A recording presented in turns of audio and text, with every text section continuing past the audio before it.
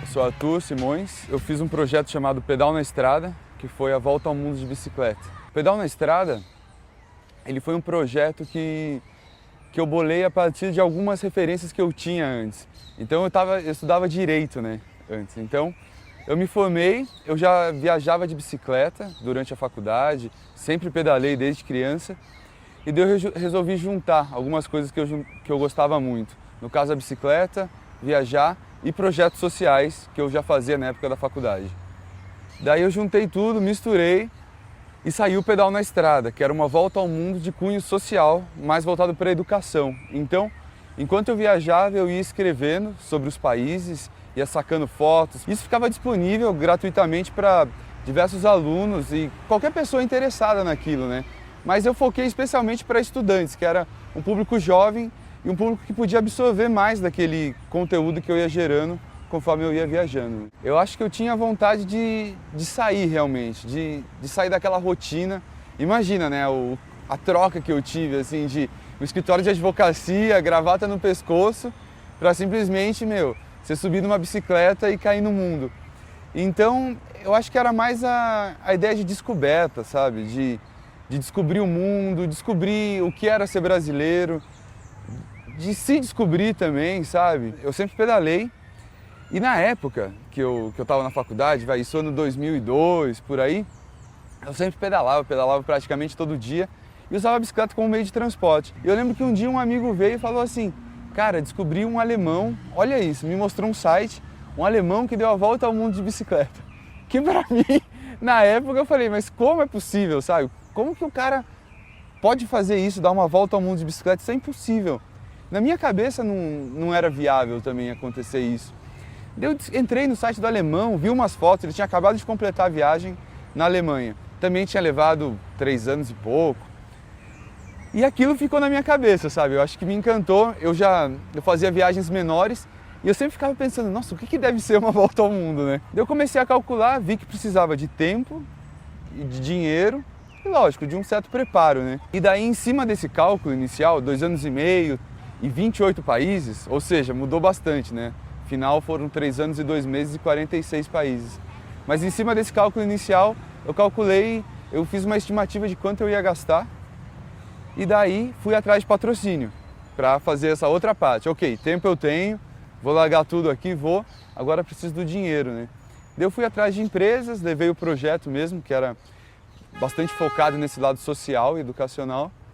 E daí passou uns meses eu consegui. Eu tinha uma preparação de um ciclista normal, sabe? Eu gostava de treinar, eu tinha uma bicicleta speed, né? Essas bicicletas de estrada, para andar, para correr mesmo.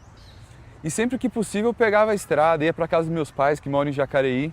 Então eu sempre fazia esse trajeto, assim, que é mais ou menos 100 quilômetros. Então eu estava acostumado a fazer 100 quilômetros por dia, só que eu não estava acostumado com o peso. O peso muda bastante, porque eu tinha muita bagagem, né? Eu tinha mais ou menos 30 quilos comigo durante a viagem. Numa reta, se está plano, você nem sente muito. Você pega a velocidade e você mantém. Agora, quando está numa subida ou vento contra também, as bolsas não ajudam na aerodinâmica. Então essa experiência eu não tinha. O preparo da viagem veio com a viagem mesmo. Então o que eu fiz? Eu comecei a traçar distâncias menores no início da viagem. Então enquanto eu estava aqui no Brasil, por exemplo, a primeira semana, eu pedalava, primeiro dia foram 60 quilômetros, segundo 70, e aí foi crescendo, 90, 100. O último dia no Brasil, que foi de Cascavel até Foz do Iguaçu, já foram 150 quilômetros. Então, e aí se manteve uma média, que mais ou menos de 100 quilômetros por dia durante a viagem toda, entendeu? Porque tinha dias que realmente eu pedalava 100, 120, 150, 160, mas tinha dia de montanha, dia de chuva, dia de muito vento, né, que complicava, ou até mesmo em altitudes mais elevadas, que você tem menos oxigênio, daí a quilometragem caía para 50, 60, era de acordo com a situação. Esses países alternativos por onde eu passei, eu tinha uma curiosidade imensa assim neles, sabe? Inclusive uma certa tensão, porque, por exemplo, Mianmar, que era um país que estava no roteiro desde o início, então ele sempre me causava uma certa inquietação, no sentido de como que eu vou entrar em Mianmar, sabe? Depois, como que é a Nova Zelândia, como que é no outro lado do mundo, a Austrália e a Ásia, né? Aquela dúvida, aquele enigma, como que é a Ásia que é tão diversa também.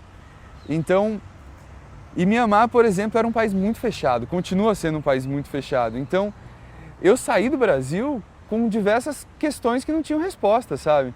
Por exemplo, como que eu vou tirar o visto para esse país? Não sabia. Se você me perguntasse naquela época, como que você vai tirar? Não sei. Como que você vai tirar o visto para países africanos, da onde eu passei, sabe? Que na época não estavam no roteiro, mas Sudão, Etiópia ou países da Península Arábica como o Iêmen, como que eu vou tirar? Não saberia te responder. Mas eu sabia que ia dar certo de alguma forma, sabe? Não tinha com quem desabafar em muitas situações, eu sempre estava ali sozinho. E daí o que contava muito, mais do que paisagem ou atrações turísticas, que geralmente motiva um viajante ou um turista, né, que sai por 2 semanas só, era especialmente a relação que eu tinha com a população local, né, com o povo.